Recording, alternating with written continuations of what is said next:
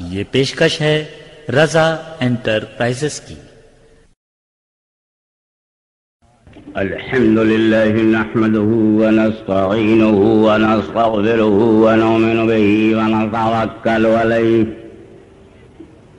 ونعوذ بالله من شرور أنفسنا ومن سيئات أعمالنا ومن يهده الله فلا مضل له ومن يضلل فلا هادي له ونشهد أن لا إله إلا الله وحده لا شريك له ونشهد أن سيدنا ومولانا وحبيبنا وشفيعنا وطبيب قلوبنا وشفاء صدورنا وغوثنا وغياثنا ومغيثنا ومعيننا وقطبنا وفريدنا ونظامنا وسراجنا وأولانا وأشرفنا ونور عيننا محمدا عبده ورسوله صلى الله تعالى عليه وعلى آله وصحابه أجمعين أما بعد أعوذ بالله من الشيطان الرجيم بسم الله الرحمن الرحيم ان اللہ مع الصابرین صدق اللہ مولانا العلی العظیم وبلغنا رسولہ النبی الکریم ونحن علی ذلک لمن الشاہدین والشاکرین والحمد للہ رب العالمین۔ بارگاہ رسالت اور آل رسالت میں درود پاک کا ہدیہ پیش کیجیے۔ اللہم صلی علی سیدنا مولانا محمد وعلی آل سیدنا مولانا محمد وبارک وسلم۔ رسول اور آل رسول پر ایک مرتبہ اور ہدیہ درود پیش کریں۔ اللہم صلی علی سیدنا جد الحسن والحسین وعلی آل سیدنا جد الحسن والحسین۔ نبی اور آل نبی پر ایک مرتبہ اور بآواز بلند صلی اللہ علی النبی الامی وآلہ صلی اللہ علیہ وسلم۔ صلاۃ و سلام علیک یا رسول اللہ۔ شاہست حسین بادشاہست حسین دینست حسین دی پناہست حسین سرداد نداد دست در دست یزید حقا کی بلائے لا الہ است حسین۔ جان دے سکتا ہے ایمان نہیں دے سکتا، جان دے سکتا ہے ایمان نہیں دے سکتا جس کو کردار حسین ابن علی یاد رہے، جس کو کردار حسین ابن علی یاد رہے۔ انسان کو بیدار تو ہو لینے دو، مانو جات میں جاگرتی تو آنے دو، پرشارت کو وکست ہونے دو، انسان کو جاگنے دو، اندھیرے سے نکلنے دو، اندھ وشواس سے باہر آنے دو، انسان کو بیدار تو ہو لینے دو۔ ہر قوم پکارے گی ہمارے ہیں حسین۔ حسین ایمان کی مضبوطی کا نام ہے، حسین ارادے کے استحکام کا نام ہے، یزید متزلزل ارادے کا نام ہے، حسین دیندار کا نام ہے، یزید دنیا دار کا نام ہے۔ حسین روشنی ہے، یزید اندھیرا ہے، حسین نور ہے، یزید ظلمت ہے۔ حسین بولتا ہوا قرآن ہے اور وہ قرآن کی بدلتی ہوئی تفسیر کا نام یزید ہے۔ شریعت کے احساس کا نام حسین ہے۔ جینا بندگی میں ہو، زندگی میں بندگی ہو، بندگی میں زندگی ہو، یہ دستور حسین ہے۔ آئیے میں آپ کو پہلے میں یہ بتاؤں، کسی کا بلیدان ہو، کسی کی قربانی ہو، کسی کا اظہار ہو، کسی کی بھی سیکریفائس ہو، اس کو سمجھنے کے لیے سب سے پہلے اسے سمجھنا ہوگا۔ جب تک اس کے ویکتتو کو آپ نہیں سمجھیں گے، اس کے کردار کو نہیں، اس کی ذات کو نہیں، اس کی بات کو نہیں، اس کی اہمیت کو نہیں، تو پھر اس کی قربانی کو کیا سمجھیں گے، اس کے بلیدان کو کیا سمجھیں گے۔ آئیے سب سے پہلے دیکھیں حسین کربلا میں کس کی نظر میں کیا تھے، حسین دنیا میں کس کی نظر میں کیا ہے۔ یہ اہم سوال نہیں ہے، اہم سوال یہ ہے کہ حسین خود رسول کی نظر میں کیا ہے۔ یہ مخدوم ماہمی کی چوکھٹ ہے، یہ روحانیت کا مرکز ہے، یہ آدھیاتمک شخص کا کیندر ہے، یہ مانوتا کی بلندیوں کو پہنچی ہوئی شخصیت کی درگاہ ہے۔ یہ رچناؤں میں الجھ کے نہیں رہا، رچائتا تک پہنچنے والے ویکتتو کا نام ہے۔ اس لیے ان کی چوکھٹ پر میں اپنے شردھا سمن ارپت کرتے ہوئے یہ ضرور کہنا چاہوں گا آپ سے کہ آپ پہلے یہ بتاؤ کہ میرے رسول نے ہمیں کیا نہیں دیا؟ وہ رسول جس نے ہمارے ادھر ادھر جھکنے والے سر کو رچناؤں کے آگے آتم سمرپن کرنے کی طاقت کو رچయిता کے سامنے جھکایا ہو، جس نے ہم کو برہمنڈ کی سیر کرائی ہو اور ہم نے خود کو پہچانوا کر خدا کو پہچانا ہو، جو سوئم کے مادھیم سے سوامی تک پہنچا ہو، من عرف نفسہ فقد عرف ربہ کی عملی تفسیر ہو، وہ پیغمبر جس نے ہمیں نماز دیا، ہمیں روزہ دیا، ہمیں فرضیت زکات دی، ہمیں حج کا کہ مناسک عطا کیے، ہم کو شریعت دیا، قانون، ویوستھا، ڈسپلن، آتم وشواس، ہماری اندھیری زندگی میں اجالا، ہمارے ماتھوں کو اثر سجدہ، ہماری زندگی کو ذوق بندگی عطا کی۔ کیا نہیں دیا ہے رسول نے؟ بے سہاروں کا سہارا رسول ہیں، بے چینوں کا چین رسول ہیں، مجبوروں کی طاقت رسول ہیں، بے کسوں کا کس رسول ہیں، جس کا کوئی والی نہ ہو اس کے والی رسول ہیں، جب پتھر کھا کر دعا دیتے ہیں رسول، راہ میں کانٹے بچھا دیے جائیں تو پھول برساتے ہیں رسول، اجھڑیاں پھینکی جائیں تو دعائیں ہدایت فرماتے ہیں رسول، جو اپنے دشمن سے بھی نفرت کے بجائے ہدایت کی بات کرتا ہو، جو انتقام کے بجائے ان کو سیدھے راستے پر چلاتا ہو، اس رسول نے تمہیں کیا نہیں دیا؟ لیکن جب امت کو بچانے کی بات آئی، پہلے تو نبی کے سامنے امت بنانے کا مسئلہ تھا، نبی کے سامنے امت بنانے کا مسئلہ تھا۔ جب امت بنانا ہوا تو کعبے کو چنا، جب امت بنانا ہوا تو مدینے کو ہجرت کیا، جب امت بنانا ہوا تو مسجد نبوی بنائی، جب امت بنانا ہوا تو ساجد بنایا، عابد بنایا، زاہد بنایا، روزے دار بنایا، مجاہد بنایا۔ کل تک وہ ظالم تھا، اس کو عادل بنا دیا، وہ بھرشٹاچاری تھا، اس کو چرتروان بنا دیا۔ پہلے وہ امت بناتے رہے اور بناتے بہترین امت بنا دیا۔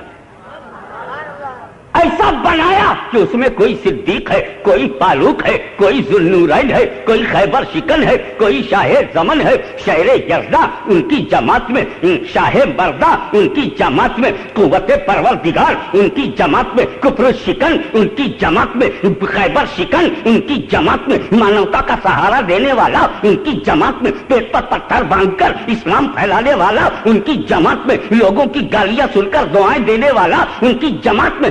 امت بنانی تھی، بنا دیا۔ یہ رسول کی زندگی کا ایک طویل سفر ہے، بنا دیا۔ تو جب بنانا تھا تو مکہ مدینہ چنا گیا، لیکن امت کو جب بچانا ہوا تو کربلا چنا گیا۔ کعبے اور مدینے کے سائے میں امت بنی اور کربلا میں ظلم کے سائے میں امت بچی۔ نہ رسول جیسا بنانے والا کسی نے دیکھا، نہ حسین جیسا بچانے والا کسی نے دیکھا۔ میں آپ کی توجہ تھوڑا سا ایکیڈمک موڈ بنائیے، تھوڑا سا اپنا جو شکشا استر ہے اس پر میں چاہتا ہوں کچھ بات کی جائے کہ میرے نبی نے بچانے کے لیے بنانے کے لیے جو کیا وہ تم ربیع الاول میں سننا، بنانے کے لیے جو کیا 365 دن سننا، مگر امت کو بچانے کے لیے کیا کیا یہ سلسلہ رسول نے خود ہی شروع کر دیا تھا۔ امام حسین پر تو ظاہر ہوا، امام حسن سے تو ظاہر ہوا، نفس زکیہ سے تو ظاہر ہوا، امام جعفر صادق سے تو ظاہر ہوا، مگر رسول نے شروع کر دیا کیا کہہ کر، اے میری امت، اے میری قوم، میں تجھ میں دو بھاری چیزیں چھوڑ رہا ہوں۔ ترکت فیکم الثقلین، میں تم میں دو بھاری چیزیں ویلیبل بہمولیہ دو چیزیں چھوڑ رہا ہوں، اور اگر ان دونوں کو مضبوطی سے پکڑے رہو گے تو گمراہ نہیں ہوگے۔ لن تضلوا، گمراہ نہیں ہوگے کہ گارنٹی ہے، گمراہ نہیں ہوگے۔ میں دریافت کرنا چاہتا ہوں کتنی بڑی نعمت ہے نماز، جواب نہیں اس نعمت کا۔ افضل العبادات نماز، معراج المومنین نماز۔ جسم تو جسم، روح کو بھی پاکیزہ بناتی ہے نماز، اور دھاتمک شکت کا کیندر ہے نماز، آتما کا شدھیکرن کرتی ہے نماز، روح میں بالیدگی پیدا کرتی ہے نماز، روح کی بھوک مٹاتی ہے نماز، روح کی پیاس مٹاتی ہے نماز، اور حد تو یہ ہے کہ بندہ کو مولا سے ملاتی ہے نماز۔ لیکن کیا میں مبلغین سے پوچھنا چاہتا ہوں، کیا کہیں رسول نے یہ کہا ہے کہ میرے امتی اور نماز پڑھو گے تو گمراہ نہیں ہوگے؟ کربلا میں دیکھو کتنے نماز پڑھنے والے گمراہ ہیں۔ بات کربلا کی چل رہی ہے تو ذہن وہیں رکھو، نماز تو حسین کی کیمپ میں بھی ہے، ابن سعد کے ہاں بھی ہے، نمازی بھی ہے اور گمراہ بھی۔ کتنے روزے دار ہیں جو روزہ بھی رکھتے ہیں اور گمراہ بھی ہیں، کتنے حج کر کے آتے ہیں اور گمراہ بھی ہیں۔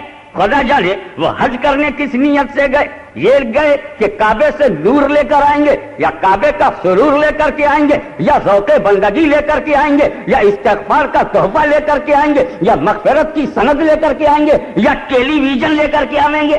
خدا جانے کون کیا کیا لے کر کے ادھر سے آتا ہے۔ کوئی اپنے پاپ کو دھو کر آتا ہے، پوتر ہردے لے کر آتا ہے، پاکیزہ نظر لے کر کے آتا ہے، خوشی و خضوع کی دولت لے کر آتا ہے، نظام رحمت پر سراپا رحمت بن کر کے آتا ہے۔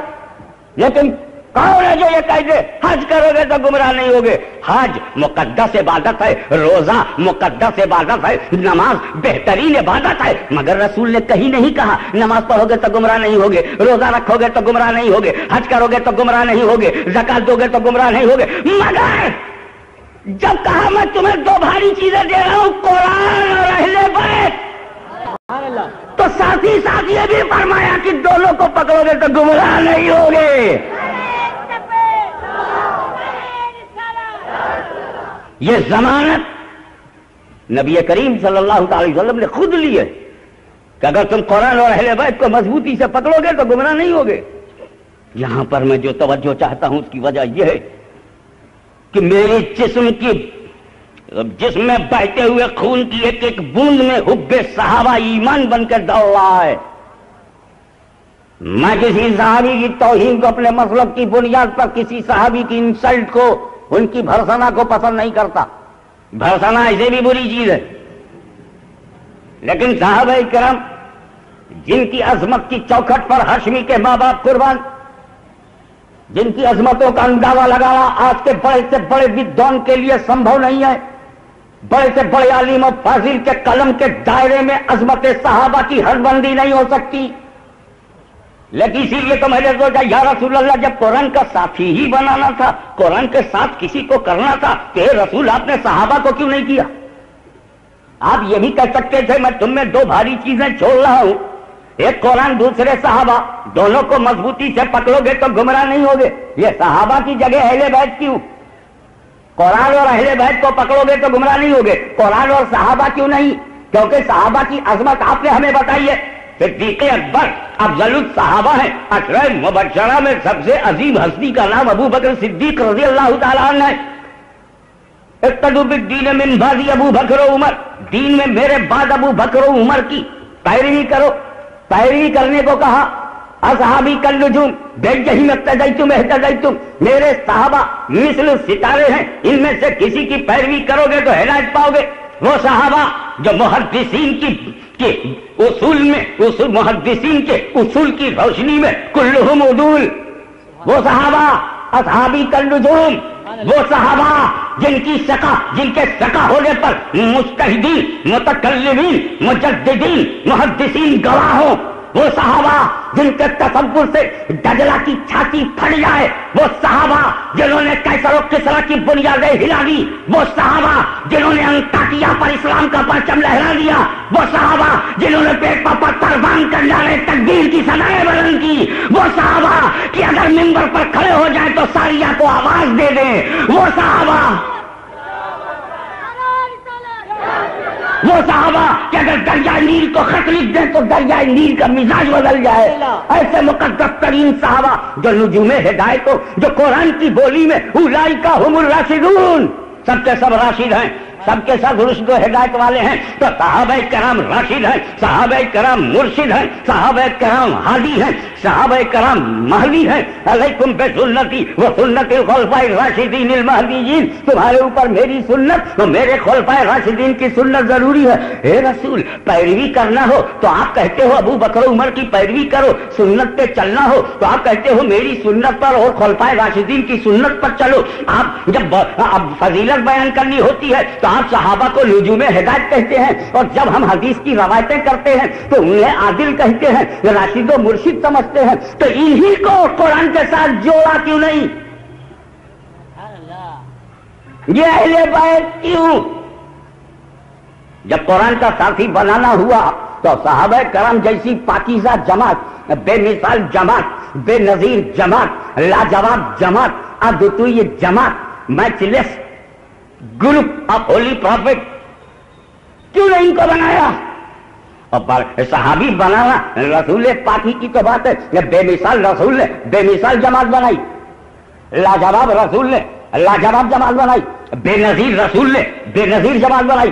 We can't find any another man in history like Muhammad who performed the duties of 3 men at the same time, for he was a founder of a religion, he created a new kingdom and he gave birth to a new nation۔ جب پیغمبر جیسا کوئی پیغمبر نہیں تو اس کی بنائی ہوئی جماعت جیسی کوئی جماعت نہیں ہو سکتی، اس کے دیے ہوئے اسلام جیسا کوئی مذہب نہیں ہو سکتا، اس کے دیے ہوئے صحابہ جیسے صحابہ نہیں ہو سکتے۔ تو اے میرے رسول، اب آپ کو اپنی امت کو بچانا تھا تو قرآن کے ساتھ صحابہ کو کیوں نہیں جوڑا؟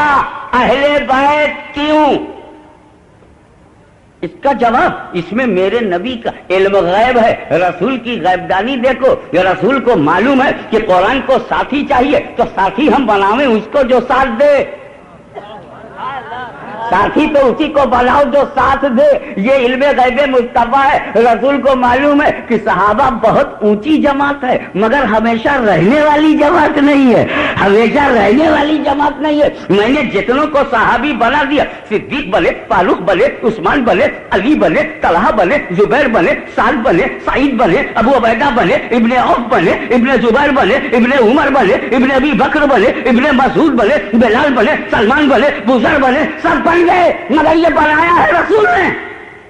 تو صحابی بنانا نبی کا کام ہے، کیونکہ جو رسول کو اپنے ماتھے کی آنکھوں سے دیکھے اور اسلام پر موت ہو جائے وہی تو صحابی ہے۔ تو اب اگر دیکھے گا نہیں تو صحابی نہیں، تو اب رسول کا کام ہے صحابی بنانا۔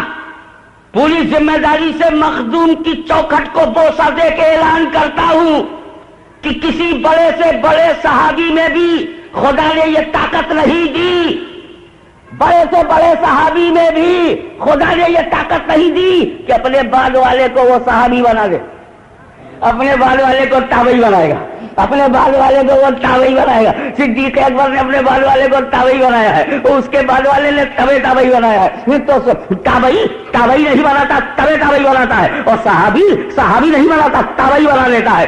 صحابی بنانا نبی کا کام۔ تو مان لو 1 لاکھ یا 2 لاکھ یا 4 لاکھ یا 1,24,000، اختلاف مختلف روایتوں میں مختلف تعداد ہے۔ اب لاکھوں کے لاکھ مان لو، 2 لاکھ مان لو یا 1 لاکھ سے زیادہ مان لو، 1 لاکھ 1.5 لاکھ کے بیچ میں مانو، ہمیں 1 لاکھ بھی کچھ کم نہیں ہوتے۔ جب 313 نے دنیا میں انقلاب پیدا کر دیا تو وہ 313 جب 1 لاکھ کے اوپر ہو جائیں گے تو انہیں کون مٹا سکتا ہے؟ چاہے جتنی تعداد مان لو۔ لیکن رسول کو معلوم ہے کہ میں نے تو صحابی کو صحابی بنا دیا ہے، لیکن میرا جب میں آنکھیں بند کر لوں گا، جب میرا چہرہ پردے میں چلا جائے گا تو لوگ دیکھیں گے نہیں، اور جب دیکھیں گے نہیں تو صحابہ بننا بند ہو جائے گا، اور جب صحابہ بننا بند ہو جائے گا تو جتنے بنے ہوئے ہیں وہی رہ جائیں گے، اور جتنے بنے ہوئے رہ گئے 100 سال میں، 50 سال میں، 150 سال میں وہ بھی ختم ہو جائیں گے، اور 150 سال 200 سال کے بعد جب دھرتی پر ایک بھی صحابی نہیں ہوگا تو قرآن اکیلا ہو جائے گا۔ اسی لیے غیبدار نبی نے صحابہ کو قرآن سے نہیں جوڑا کہ 100-200 سال کے بعد قرآن تنا ہو جائے، رسول نے اہل بیت کو جوڑا کہ قیامت کی صبح تک قرآن کبھی اکیلا نہیں ہوگا۔ تو جو قرآن سے کبھی الگ نہیں ہوگا، قرآن جس سے الگ نہیں ہوگا، اس کا نام علی ہے، اس کا نام فاطمہ ہے، اس کا نام حسن ہے، اس کا نام حسین ہے۔ چن لیا نبی نے، موقع دیا گیا کہ جب بے کلمہ اسلام کے بدخواہوں نے حملہ کیا تو علی سامنے آئے، جب چھپے ہوئے لوگوں نے اسلام کو مٹانا چاہا تو حسن سامنے آئے، اور جب طاقت کا سہارا لے کر اسلام کو مٹایا گیا تو حسین سامنے آئے۔ میرے نبی کا عدل بھی دیکھو اور فضل بھی دیکھو۔ رسول کے ساتھ صحابہ کرام نے بڑی بڑی قربانیاں دی اور اسلام مضبوط ہو کر سامنے آیا، اس کی حکومت بھی قائم ہو گئی جس کا نام خلافت راشدہ ہے۔ اب جب جہاد کے بعد بنا ہوا سماج، پوتر سماج، پاکیزہ سماج جب بنا لے گئے نبی، بنا دیا نبی نے، تو اب کرسی پر بیٹھنے کی بات آئی، بیت المال پہ تصرف کی بات آئی، انتظامیہ کے اختیارات کی بات آئی، سماج پر قانون کو نافذ کرنے کی بات آئی، تو ابو بکر تم آؤ، عمر تم آؤ، عثمان تم آؤ، تمہاری قربانیاں ہیں، تم اس پر اس کے تم وہی مستحق ہو۔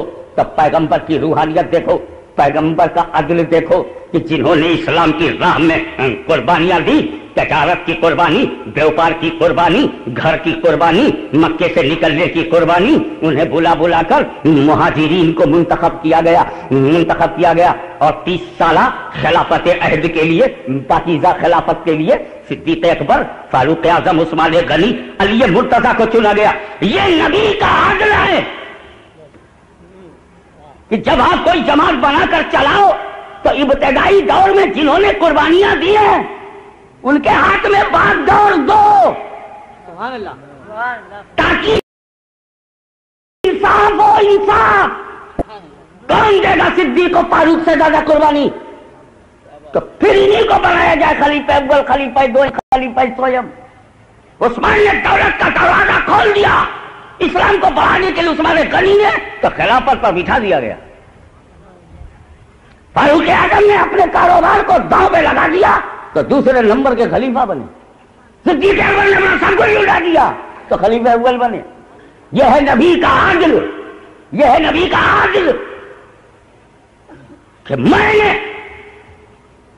بدر میں، احد میں، خیبر میں، خندق میں، یرموک میں، جہاد میں، جنگ میں، فی سبیل اللہ جد و جہاد میں میرے ساتھ جو صحابہ نے قربانی دی، تو صحابہ تم لوگ، صحابہ زادے تم لوگ، صحابہ کرام اپنے جوان بچوں کو لے کر قربان ہوئے۔ میرے نبی کا فضل دیکھو کہ دنیا والوں، میں اپنے چاہنے والوں کو کٹوا کر اپنے گھر بچانے کا ارادہ نہیں رکھتا، بلکہ جب بے کلمہ حملہ کریں گے تو صحابہ مورچہ لیں گے، اور کلمہ پڑھ کے کوئی حملہ کرے گا تو فاطمہ کے گھر والے مورچہ لیں گے۔ تو نعمتوں کی تقسیم میں صحابہ کرام کو رسول کے عدل نے نظر انداز نہیں کیا، لیکن جب زحمتوں کی تقسیم ہوئی، جب مسائل کی تقسیم ایک الگ انداز سے ہوئی، ارے زندگی بھر میں 5 طرح سے آزمانا، وَلَنَبْلُوَنَّكُمْ بِشَيْءٍ مِّنَ الْخَوْفِ وَالْجُوعِ وَنَقْصٍ مِّنَ الْأَمْوَالِ وَالْأَنفُسِ وَالثَّمَرَاتِ، ہم تمہیں آزمائیں گے، بھوک سے، خوف سے، تمہارا مال چھین کر، تمہاری جانیں لے کر، تمہارے بچوں کو مار کر 5 چیزوں سے آزمائیں گے۔ تم 50 برس کی عمر ہو، 5 کا امتحان دو۔ تم 100 برس جیو گے تو 100 برس میں ان 5 چیزوں سے آزماؤں گا۔ تم اگر 80 برس کی لائف لے کے آئے تو 80 برس میں 5 چیزوں سے آزماؤں گا۔ وَلَنَبْلُوَنَّكُمْ بِشَيْءٍ مِّنَ الْخَوْفِ وَالْجُوعِ وَنَقْصٍ مِّنَ الْأَمْوَالِ وَالْأَنفُسِ وَالثَّمَرَاتِ، 5 چیزوں سے آزماؤں گا چاہے 50 سال میں۔ تو یہ کھانا ہے، میں اس وقت 48 سال کا ہوں، انہیں 5 چیزوں میں سے کسی سے آزمایا جا رہا ہوں۔ ہمارے اس مجمع میں بیٹھے ہوئے لوگ 70-80 برس کے بھی ہوں گے جو آزمائے جا رہے ہیں۔ تو یہ 5 چیزیں جس کے لیے کسی کو خدا نے 80 سال دیا، کسی کو 50 سال دیا۔ حسین، آپ کتنے سینے اور کلیجے والے ہیں کہ ان 5 چیزوں کے لیے آپ کو صرف 3 دن دیا گیا، 3 دن دیا گیا، جو زندگی بھر میں ہم نہ کر سکے، فاطمہ کے لال نے 3 دن میں کر کے دکھایا۔ وَلَنَبْلُوَنَّكُمْ بِشَيْءٍ مِّنَ الْخَوْفِ وَالْجُوعِ وَنَقْصٍ مِّنَ الْأَمْوَالِ وَالْأَنفُسِ وَالثَّمَرَاتِ۔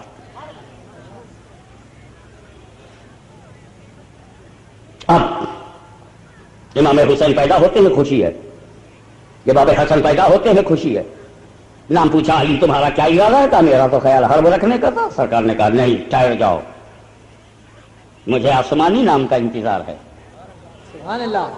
یا رسول اللہ، جب بچے زمین پر پیدا ہوتے ہیں تو زمین پہ نام رکھ دیا جاتا ہے۔ انہوں نے کہا ٹھیک ہے، پیدا تو یہ زمین پر ہے مگر امانت آسمان کی ہے، تو جہاں کی امانت ہے وہیں سے نام آئے گا۔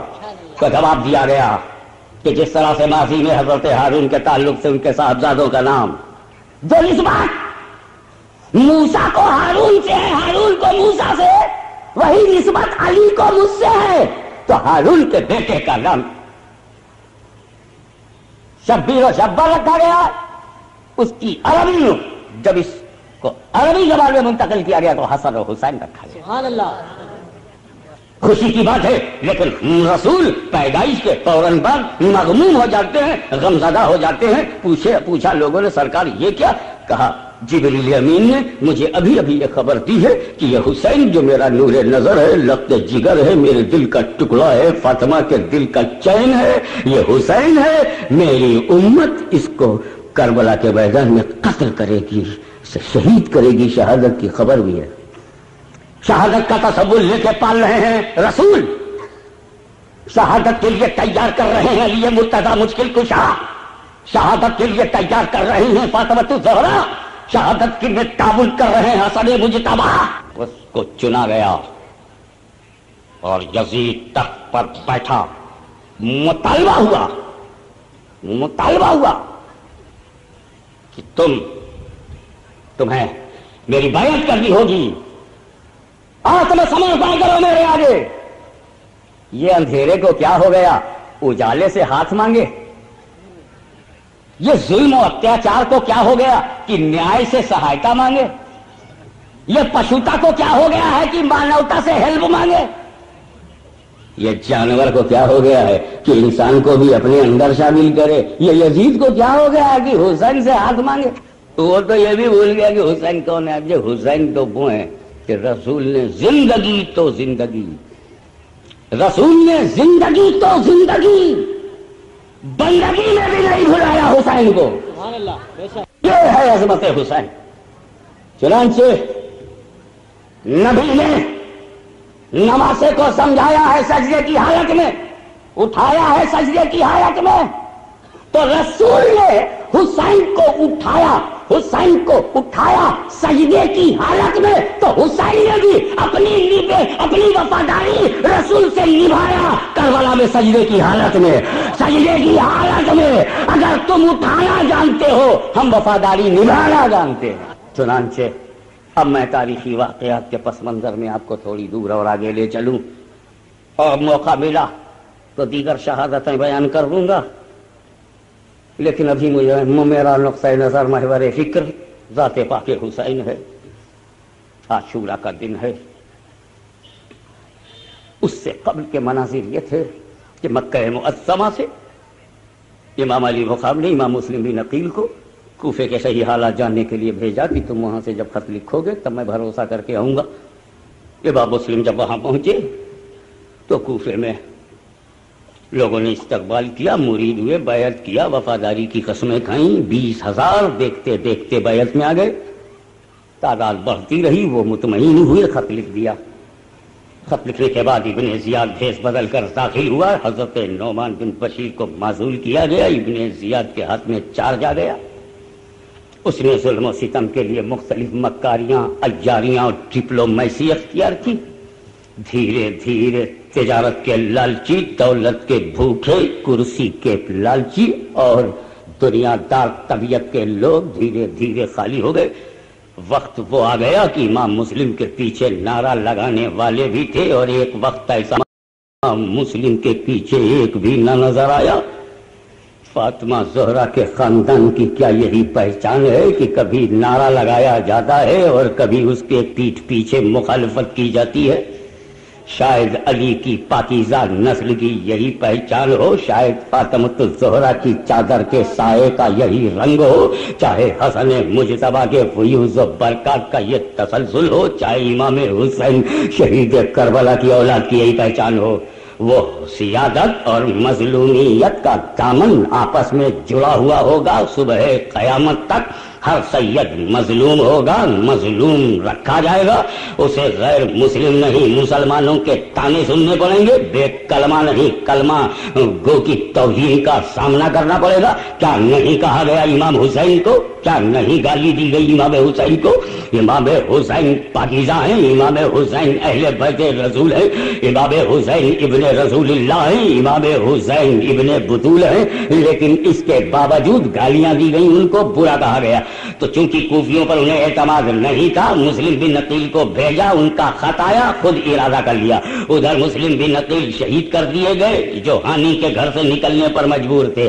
اس کے بعد جو ان کے دونوں صاحبزادے قاضی شریف کے گھر میں تھے، انہیں بھی پتہ لگا کر کے معلوم کر لیا گیا، محمد اور ابراہیم علیہ الرحمہ کو اسی ایک ہی جھٹکے میں شہید کر دیا گیا۔ یہ خبر بہرحال امام حسین کو پہنچتی تو ہے، لیکن اس وقت تک امام مکے سے نکل کر کربلا کی طرف پہنچ جاتے ہیں۔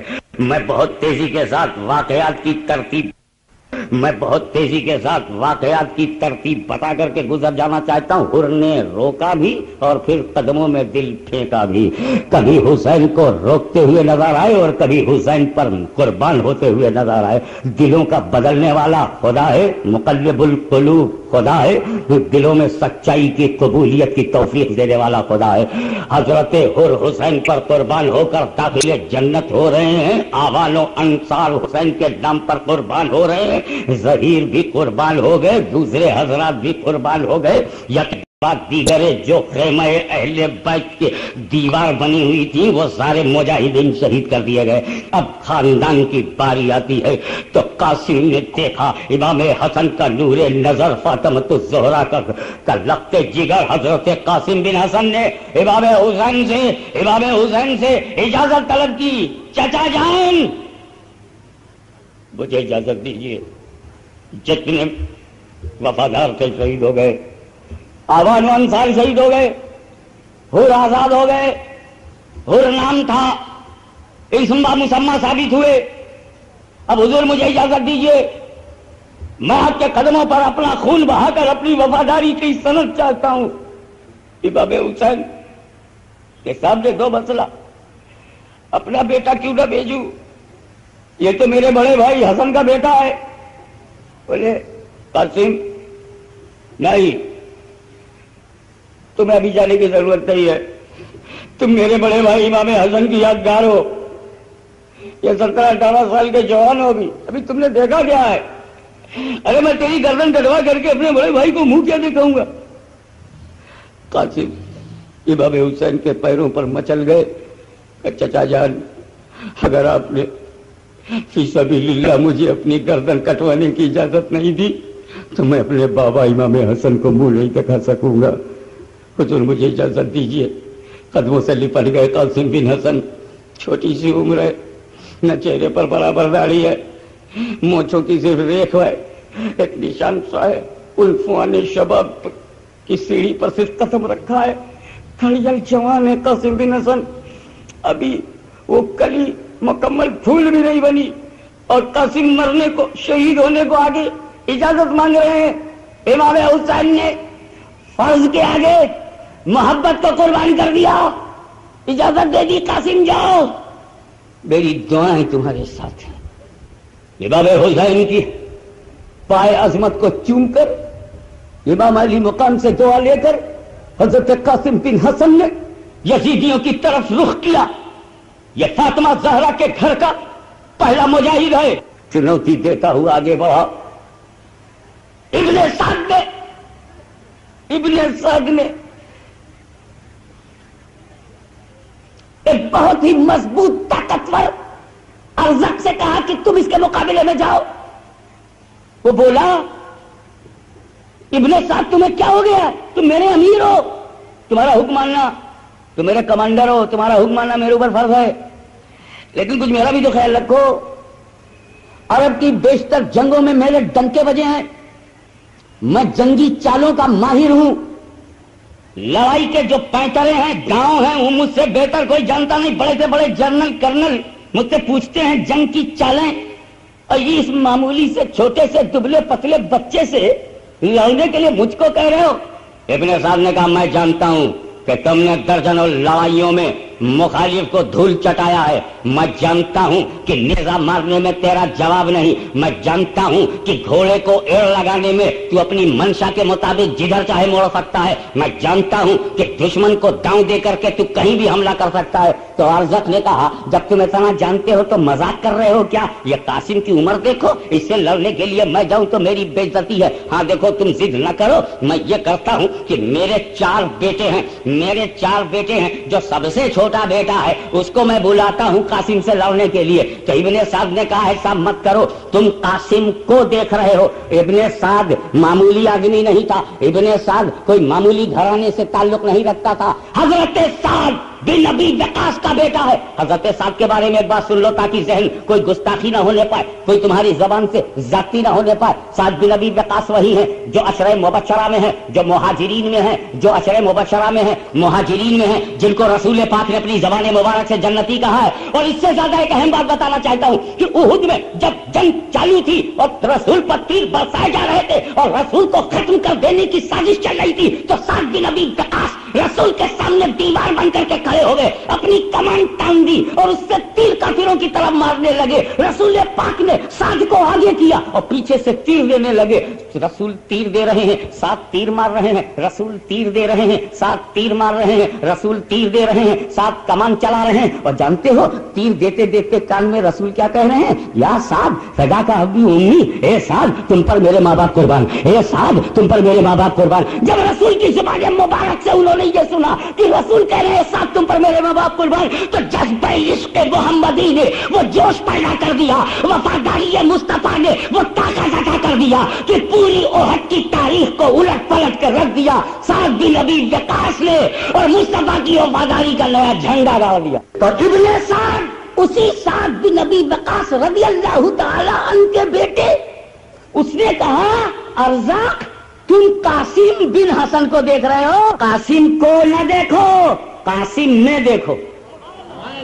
قاسم کو دیکھو گے بچہ نظر آئے گا, قاسم کو دیکھو گے بچہ نظر آئے گا, قاسم کو دیکھو گے دبلا پتلا نظر آئے گا, قاسم کو دیکھو گے بھوکا نظر آئے گا, قاسم کو دیکھو گے پیاسا نظر آئے گا, اور قاسم میں دیکھو گے تو حیدر کرار کی طاقت نظر آئے گی, فاطمہ کی دعا نظر آئے گی, حسن کا پیار نظر آئے گا, حسین کا وقار نظر آئے گا. لیکن ارزاق کو نہ سمجھنے جب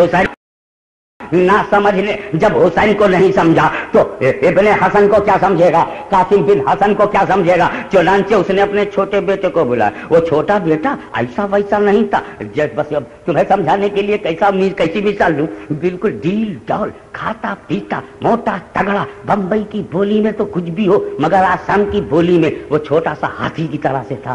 اب وہ ہاتھی آیا اور منڈراتا ہوا, نشے میں چور, غرور میں چور, نخوت میں چور, دولت کی لالچ میں چور, ماروں گا قاسم کو انعام لوں گا ابن سعد سے. جیسے ہی وہ آیا امام حسین نے دور سے دیکھا کہ میرے بڑے بھائی کی امانت خطرے میں آ گئی ہے, حسن کی نشانی خطرے میں آ گئی ہے, فاطمۃ الزہرا کا پوتا خطرے میں آ گیا ہے. امام حسن مجتبی پر ایک ظالم بجلی بن کر کے گرنا چاہتا, ہوا بھی یہی, ایک تلوار اتنی زور سے اس نے مارا, حضرت قاسم نے اس کو اپنی ڈھال پر روکا اور ڈھال کے ٹکڑے ہو گئے, ڈھال کٹ گئی, ڈھال کے کئی ٹکڑے نکل گئے, وہ کمزور ہو گئی. امام حسین نے منظر دیکھا, تاب نہ لا سکے, ایک سپاہی کو بلایا, دوسری ڈھال دیا, کہا قاسم کے ہاتھ میں پکڑا دو.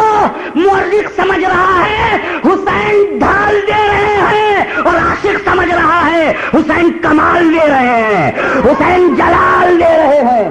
ہاتھ میں ڈھال آئی اور قاسم بن حسن نے ذرا سا پیسہ بدلتے ہوئے ایک پاکیزہ جنگ کی نیت سے ایسا وار کیا کہ پورا نیزہ ارزق کے چھوٹے بیٹے کے سینے میں پا گیا, کھینچا زور سے تو جیسے کسی توانا آندھی کے سامنے کوئی پرانا جھاڑ جڑ سے اکھڑ جائے, ایسے ہی بیٹا گر پڑا. اس کا مارا جانا ارزق کو ہائی لگ گئی, ارے میرا اتنا مضبوط. تو جو اس سے بڑا بیٹا تھا اس کو بلایا, قاسم بن حسن نے اسے بھی ڈھیر کر دیا. اس کا غصہ آسمان پر چڑھ گیا, اپنے تیسرے بیٹے کو بلایا. تیسرا بیٹا جیسے ہی آیا تھوڑی دیر کھیلا کر ایسا نیزے پر اچھالا، معلوم ہوتا تھا کہ حیدر کرار کی دعائیں نو کوئی نیزہ بن رہی ہیں، ایسا لگتا تھا مصطفیٰ کی بشارتیں اس کی توانائی بن گئی ہیں، ایسا لگتا تھا کہ نیزے پر لگا ہوا کپڑا ردائے فاطمہ کی آبرو بن گیا ہے۔ وہ شیر خدا کا شیر، وہ خاندان بنی ہاشم کا مجاہد اعظم، وہ دو عمر قاسم بن حسن شاہین کی طرح جھپٹا مارا تو چوتھا بیٹا بھی گیا۔ اس کے جب چاروں بیٹے مارے گئے تو وہ غصے میں اتنا پاگل ہو گیا تھا کہ الفاظ کم نکلتے تھے اور منہ سے جھاگ بہت نکلتی تھی۔ معلوم ہوا جب بھی اہل بیت کے خلاف کوئی بولتا ہے تو الفاظ کم نکلتے ہیں، جھاگ زیادہ نکلتی ہے۔ قاسم بن حسن کے خلاف بکواس کرنے لگا تو بکواس میں سنتولن بگڑ جائے گا، اور جب کسی کا مانسک سنتولن بگڑ جاتا ہے تو شبد گھٹ جاتے ہیں، غصہ بڑھ جاتا ہے۔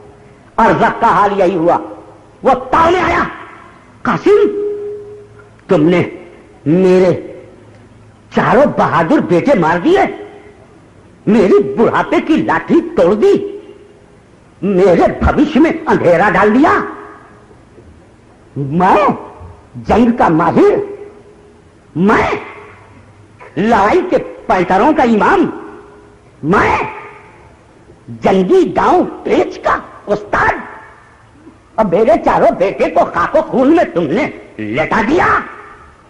گھوڑے پر بیٹھ کر للکارا ارزق نے، اور قاسم بن حسن زہر لب مسکراتے رہے، ایک ہلکی سی ہنسی کر کے رہ گئے، نہ غصہ ہے نہ جلال ہے، اس لیے کہ ارزق کا غصہ اس لیے تھا کہ میرے بیٹوں کو مارا کیوں، اور قاسم کو ڈرانے کے لیے ڈائلاگ بول رہا ہے۔ قاسم بچے ہیں، ڈر جائیں، چھوٹے سے چھوٹی عمر ہے، ڈر جائیں، اس قاسم کو ڈرا رہا ہے جو شہادت کے لیے خیمے سے باہر آیا ہے، سبحان اللہ، جو نبی سے ملنے کا جذبہ لے کر آیا ہے، ارے جو موت کا پردہ پڑھتے ہی جنت کے دروازے میں جانے کے لیے آیا ہے، اسے ارزق کے الفاظ کیا ڈرائیں گے؟ کہ میں بہت ماہر ہوں، میں استاد ہوں، میں جنگی چالوں کا ماہر ہوں۔ حضرت قاسم نے کہا اگر تو جنگی چال کا بہت ہی ماہر ہے اور بہت داؤں پیچ کا جاننے والا ہے تو گھوڑے کی زین کو دیکھ کھلی ہوئی ہے، یہ دیکھ تیرے گھوڑے کی زین کھلی ہوئی ہے، غصے سے تو پاگل ہو گیا، زین باندھا نہیں نیچے آ جائے گا۔ جیسے ہی ارزق کی نظر زین پر گئی، لاؤ گرا باندھ ہے، تب تک ایک نیزہ مارا، سبحان اللہ، جیسے ہی نیزہ مارا تو پورا نیزہ سینے سے کلیجے کو کاٹتا ہوا پیٹھ کی طرف چلا گیا، زمین پر گرا تو دونوں ہاتھ سے طاقت لگا کر حضرت قاسم نے نیزے کو باہر کیا تو وہ بولتا ہے تم نے مجھے دھوکہ دے کے مارا ہے۔ کہ استاد تو بنتا تھا، جب بچے کی اداؤں کو نہ سمجھ سکے تو اس تربیت گاہ کو کیا سمجھو گے جس کی ایک نظر کا نام قاسم ہے؟ سبحان اللہ، اس درس گاہ کو کیا سمجھو گے جس کے ایک درس کا نام قاسم ہے؟ تم اس کتاب کو کیا سمجھو گے جس کتاب کی ایک عبارت کا نام قاسم ہے؟ اور ارزق کے مرنے کے بعد یزیدی کیمپ میں ہلچل مچ گئی۔ ہلچل کا مچنا تھا کہ ابن سعد نے کہا یہ علی کا شیر ہے، ایک ایک لڑو گے تو سب مارے جاؤ گے، ہر طرف سے گھیر لو۔ گھیر لیے گئے حضرت قاسم، چاروں طرف سے تیروں کی بارش، تلواروں کے گھاؤ، نیزوں کی مار۔ 3 دن کا بھوکا پیاسا قاسم، صبر صبر، کیونکہ صبر کرنے والے کے ساتھ اللہ ہے، یہی تسلی ہے کربلا والوں کی، یہی ایک اطمینان کا مفہوم ہے شہدائے کربلا کے سامنے۔ یزید تو ظلم کر، تو ظلم کر، میں صبر کروں، کیونکہ اللہ ظلم کرنے والے کے ساتھ نہیں، صبر کرنے والے کے ساتھ ہے۔ حضرت قاسم بن حسن شہید ہوئے، انا للہ و انا الیہ راجعون۔ حضرت قاسم کی شہادت کے بعد حضرت علی اکبر کی شہادت ہوئی۔ 18 سال کا کڑیل جوان جس کی شکل و صورت رسول اللہ صلی اللہ تعالی علیہ وسلم سے مشابہ تھی، شبیہ مصطفیٰ، کربلا کی زمین پر ظالموں نے انہیں بھی شہید کیا۔ اچھا چلو 18 سال کے جوان سے تو کوئی خطرہ بھی ہو سکتا ہے، لیکن دودھ پیتے بچے علی اصغر نے کیا بگاڑا تھا؟ ان یزیدیوں سے پوچھو، یزیدیوں تم کتنے ذلیل تھے کہ امام حسین کا گھر کے جوانوں کو مارا تو مارا، اس علی اصغر نے تیرا کیا بگاڑا تھا؟ یہ تو بول بھی نہیں سکتے تھے تمہارے خلاف۔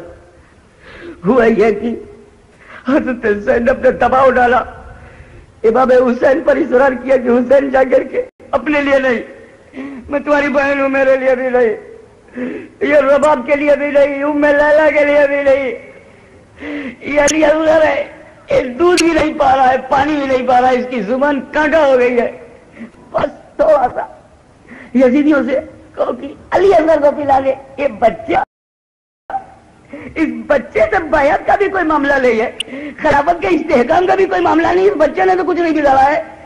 امام حسین پر جب حضرت سیدہ زینب کا دباؤ پڑا تو انہوں نے کہا بہن یہ ہاتھ تو کبھی غیر خدا کے آگے جھکا ہی نہیں، اٹھا ہی نہیں، 10 سوال تو میں نے طلب ہی نہیں کیا، یہ ہاتھ غیر خدا کے آگے سوال لے کر تو اٹھا ہی نہیں۔ میں تو اس ماں کا بیٹا ہوں جس ماں نے کسی سائل کے سوال کو رد نہ کیا، ارے میں تو اس نبی کا نوازا ہوں، ان کا بیٹا ہوں جس کے بارے میں خود قرآن نے کہا وَأَمَّا السَّائِلَ فَلَا تَنْهَرْ۔ مجھ سے کہتی ہو کہ میں یزید کے سامنے ہاتھ پھیلاؤں پانی کے لیے، بہن اور ماں کا دباؤ بڑھ گیا، اصغر کی ماں، پھوپھی، دونوں کا دباؤ بڑھ گیا، نہیں اپنے لیے نہیں۔ بات یہ تھی کہ جس حسین نے کسی کا سوال کبھی زندگی میں ٹالا نہ ہو، وہ بہن کا سوال کیسے ٹال دے؟ گود میں لے کر چھوٹے سے بچے کو امام حسین خیمے کے باہر آئے، وہ حسین جو اپنے چاہنے والوں کو حوض کوثر پر جام پلائیں گے، وہ حسین جو حوض کوثر پر اپنے نانا سے ملیں گے، اپنے محبت کرنے والوں کو بخشوائیں گے، نار جہنم سے نجات دلائیں گے، پیاسوں کو پانی پلائیں گے، کوثر و سلسبیل جاری فرمائیں گے۔ آج وہی حسین اپنے بیٹے کے لیے ایک گھونٹ پانی کے لیے باہر جا رہا ہے۔ حسین نے کہا دیکھو میں اپنے لیے نہیں آیا ہوں، میرا تمہارا، تم نے جو تیور بنا لیا تمہیں مبارک ہو، میں نے جو بنا لیا ہے مجھے مبارک ہو۔ معاملہ اس بچے کا ہے، دودھ پیتا ہے، چھوٹا سا بچہ ہے، ابھی تو اس کے دودھ پینے کے دن بھی پورے نہیں ہوئے، پانی ایک گھونٹ پانی دے دو۔ زینب کے کہنے پر، اس کی ماں کے بہن اور اپنی بہن کے کہنے پر آیا ہو۔ شمر نے تانا مارا، شمر نے ٹنٹ کیا، ہاں حسین ہم جانتے ہیں کہ تمہارے خیمے میں بہت چھوٹے چھوٹے بچے، کئی چھوٹے چھوٹے بچے ہیں، اب ایک ایک بچہ لے کے باہر تو آئے گا، ایک ایک کٹورا پانی ان بچوں کے نام پہ لے جائے گا اور خیمے کے اندر تو پیے گا۔ امام حسین کا دل اس جملے سے چھلنی ہو گیا، جو بات حاشیہ خیال میں بھی نہ تھی امام کے وہ تانے میں دی گئی۔ امام علی مقام نے اسے خبیث کو روکا، ادھر امام روک رہے تھے، ادھر ظالم ہرملا نے تیر مارا اور علی اصغر کے حلقوم میں وہ تیر پیوست ہو گیا۔ جس گلے کو پانی چاہیے تھا اس گلے کو تیر کا زخم دیا جا رہا ہے، اور وہ چھوٹا سا کمزور پیاسا بچہ اپنے والد گرامی کے بازوؤں میں جھول گیا۔ ایسے ہی عباس کو جب پتا چلا سکینہ پیاسی ہے، مشکیزے کو لے کر بڑھے، بازو بھی کٹ گئے، وہ بازو بھی کٹ گئے، مشکیزے میں بھرے ہوئے پانی کو بچانا ناممکن ہو گیا، تو آخری صورت یہی تھی، عباس علم بردار نے اپنے دانتوں سے مشکیزے کو پکڑ کر اٹھایا وفاداری اپنی انتہا پر ہے. قبر بنی ہاشم شہادت کے آسمان پر ستارہ بن کے چمک رہا ہے. حسین شہید کربلا کا داہنا بازو شاہکار وفا قبر بنی ہاشم عباس علم بردار شہید ہوئے. بمبئی میں نہیں دنیا میں کہیں بھی ایک باپ مر جائے 3 دن تک، ہمارے یہاں دیہات میں مر جائے تو 10-20 دن تک ایک تاثر رہتا ہے. یہاں بمبئی میں اگر کسی کے گھر میں ایک لاش ہو تو جب تک وہ لاش رہے گی تم کھا سکو گے. دانا ہے نہیں کھا سکتے، پانی ہے نہیں پی پاتے، جی نہیں چاہتا. کمرے میں ایک لاش ہو تو تیری زندگی کانٹا بن جاتی ہے. حسین سارا دن صرف لاشیں اٹھاتے رہے، کبھی اور کی لاش، کبھی ظہیر کی لاش، کبھی اوسیا کی لاش، کبھی قاسم کی لاش، کبھی علی اکبر کی لاش، کبھی علی اصغر کی لاش. حسین کا خیمہ ہے، مصطفیٰ کی روح دیکھ رہی ہے، فاطمہ الزہرا انتظار کر رہی ہے. حسین ایک ایک لاش کو اٹھا کر کے رکھ رہے ہیں. آخرکار علی کے شیر نے فیصلہ کر لیا کہ تو چاہے میری بوٹی بوٹی کر دے، چاہے میرے خاندان کا ایک ایک بیٹا ایک ایک بیٹی کو مار دے، کرتب کے راستے پر چلتا رہے گا. حسین دھرم نشٹھا کی چرم سیما پر دکھائی پڑے گا. حسین رسول کے ارمانوں کی تکمیل کرے گا. حسین اسلام و سنیت کی رگوں میں نیا خون ڈالے گا. حسین سبحان اللہ. زہد و تقوی، علم و فضل و تفقہ کو نئی روشنی دے گا. حسین سجدے میں نور اور نور میں سرور کا رنگ ملائے گا. حسین تو میرا ایک ایک بچہ لے لو، لیکن یزیدیوں سن لو، میں نے مدینے میں کہا تھا نا کہ ہاتھ نہیں دوں گا، مکہ میں یہی بولا ہاتھ نہیں دوں گا. مجھ پہ جب دباؤ پڑا تو میں نے کہا میں تجھے یزید سر دے سکتا ہوں، سر، ہاتھ نہیں دوں گا، بیعت نہیں کروں گا. آج بمبئی کے بازار میں ہاتھ کی قیمت کم ہے، سر کی قیمت زیادہ.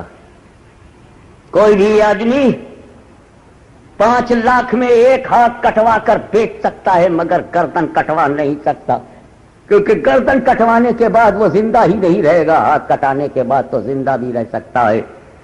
تو جس کے کٹ جانے سے زندگی نہ جائے وہ سستی ہے، اور جس کے کٹ جانے سے زندگی چلی جائے وہ مہنگی ہے.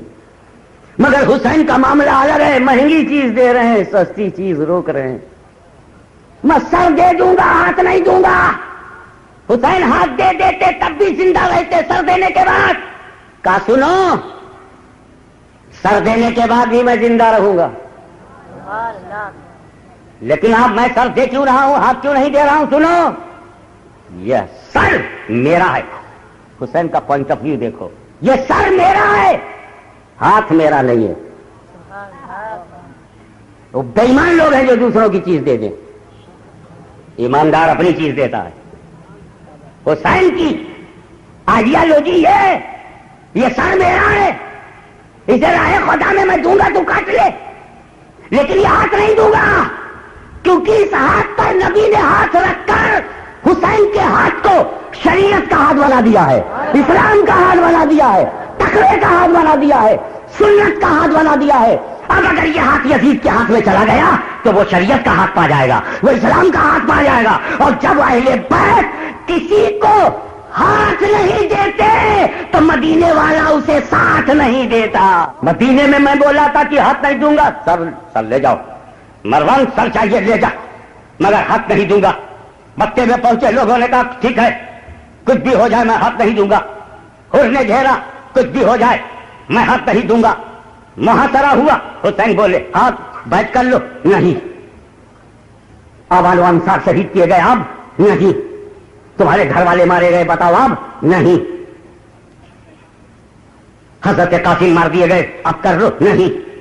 تمہارا بیٹا علی اکبر شہید ہو گیا، بیعت کر لو، نہیں.